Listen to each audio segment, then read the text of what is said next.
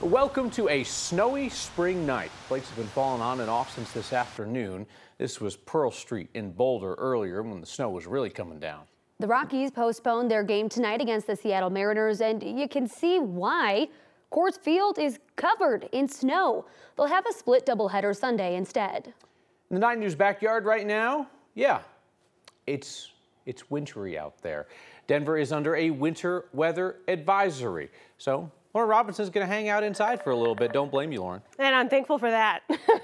Yes, we've been seeing the snow all around town on and off through this afternoon and into this evening. We're going to continue to watch for that snow to fall overnight and into tomorrow morning. So our winter weather advisory has been extended to include areas of Denver, the western suburbs, through Boulder, and then down south through Castle Rock. We're now expecting around 3 to 6 inches in these areas. What this winter weather advisory really means, though, is overnight tonight and through 9 o'clock tomorrow morning, you want to watch for some hazardous travel. That slushy snow is going to make things slick on the road, and then that snow falling pretty heavily at times will also reduce our visibility. Now, we did already have that winter weather advisory in effect to the west. This includes areas across the foothills and into the high country where we're expecting 4 to 10 inches of snow. So we're going to continue to watch for that snow to fall overnight, where it is already falling right over Denver and across the Front Range, making its way west into the foothills and eastern portions of the high country. So again, we're going to continue to watch for this snow to fall pretty heavily at times, getting us some measurable amounts as we make up tomorrow morning. But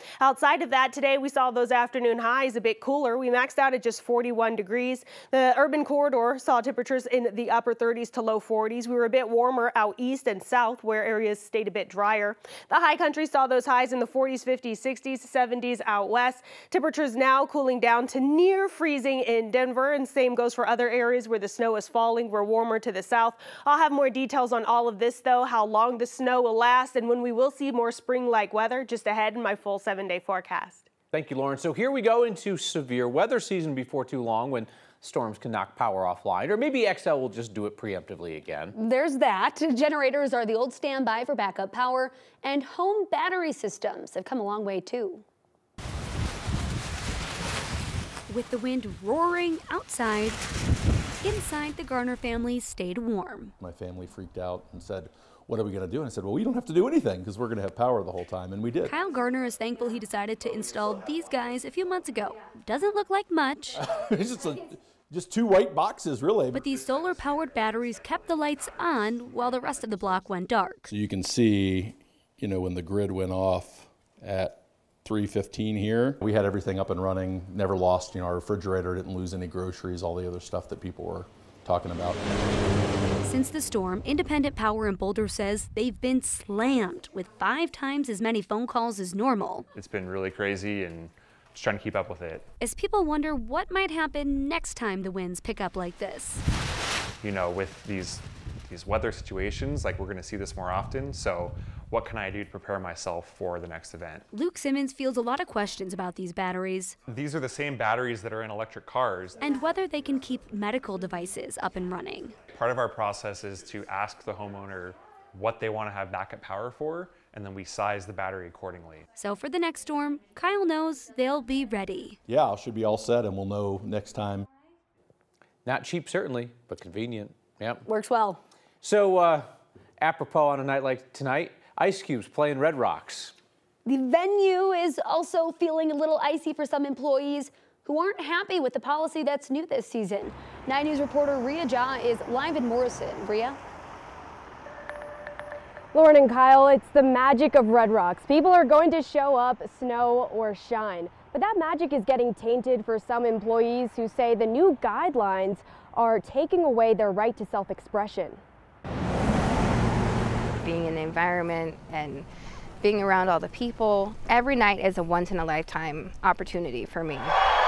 It's a familiar buzz of excitement that Amanda Ray knows all too well. It doesn't get old. Yeah, I think I worked over 100 shows last season, and to the very last show, I was like, I'm going to work. Approaching her 3rd season at Red Rocks, it's not just a job. It's a safe space for Amanda. I came out when I was 28, so until then I was really hiding who I was. After 40, it didn't seem to matter so much, so I embraced who I was and you know, tattoos and piercings are part of that. Each piercing and each tattoo. This is my newest one.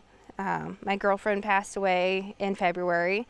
Her favorite animal was the flamingos. Tell the story of the woman she is today. Some people just get tattoos because they're pretty and they like what they look like, but for me, they are part of me. But now, a cloud is looming over this season. Amanda showed 9 News this year's policy, which has new appearance guidelines limiting facial hair and a new dress code banning facial piercings and offensive tattoos. So that was a surprise because most of us have tattoos and or piercings. Guidelines that she says strip away her self-expression. We collectively felt like we were asked to be hiding part of who we are. While this is a deal breaker for some employees, Amanda says others are now circulating a petition to get the policy changed. Most of the employees are scared to speak out just because they love this place, they want to keep working here, but I think if the community comes together and supports us, that goes much further than we can ever manage. Now, Amanda finds herself choosing between her identity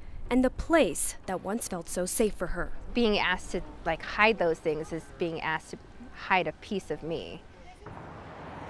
I reached out to the director as well as others within Denver Arts and Venues about the policy as well as the petition to change it, but haven't heard back yet. Reporting live in Morrison, Rhea Jha, 9 News. Thank you, Rhea.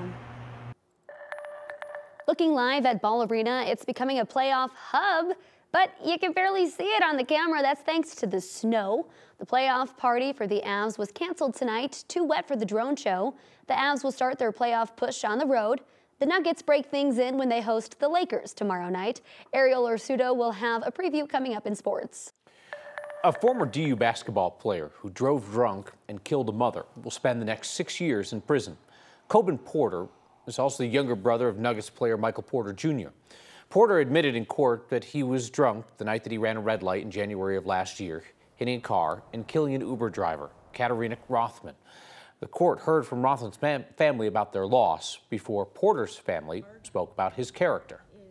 Katarina was a vibrant, beautiful woman, mother and wife. She completely lit up any room she entered. He was the one that I looked up to. You know, I'm the oldest brother. I just want to say that I understand your family's pain. The judge sentenced Porter to 6 years for vehicular homicide, 2 years for hurting the passenger in the case. Those sentences will be served at the same time. 1 year ago today, Alexa Bartel was killed when someone threw a rock through her windshield while she was driving. Today, her loved ones gathered where it happened on Indian Street in Jefferson County near the Rocky Flats National Wildlife Refuge. They planted seeds in her honor. Okay. We're here today to remember Alexa, the amazing soul she was. Her laughter was so contagious. She always had a smile. She made everybody smile. 3 teens are charged with first-degree murder for her death. They also face attempted murder charges for throwing rocks at 6 other drivers.